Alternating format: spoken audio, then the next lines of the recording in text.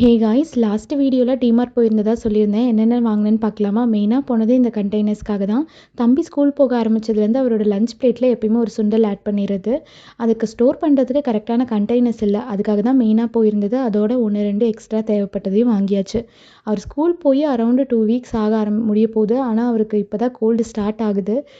சாட்ஜிபிட்டியில் கேட்டேன், அவருக்கு ஒன்றும் இல்லை, இம்யூன் பவர் டெவலப் ஆகிறதுக்கு தான் சொல்லி போட்டிருந்துச்சு. ஆனால் எனக்கு என்ன பயம்னா, அவர் பிறந்ததுலேருந்து 1 வருஷம் அவருக்கு நான் சால்ட்டு சுகர்னு எதுவுமே ஆட் பண்ணல. தேன் கூட கொடுத்ததில்ல. அதனாலேயே கோல்டுன்னு டாக்டர் கிட்ட போனால் ஆட்டோமேட்டிக்காக அவர் ரெக்கவர் ஆகிடுவார், நீங்கள் எக்ஸ்ட்ரா பேக்டு ஐட்டம்ஸ் எதுவும் கொடுக்கலனா அப்படின்னு சொல்லி ஒரு 5 டேஸில் ரெக்கவர் ஆயிடுவார். லாஸ்ட்டு 6 மந்த்ஸாக ரொம்ப பெரியவர் ஆகிட்டு இல்லையா, அதனால் அவரே வாய் விட்டு கேட்குற அளவுக்கு வந்துடுது. தாத்தா பாட்டி செல்லன்னு சொல்லி பிஸ்கெட்டு சாக்லேட்டுன்னு விட்டு விளாசிட்டு இருந்தார்.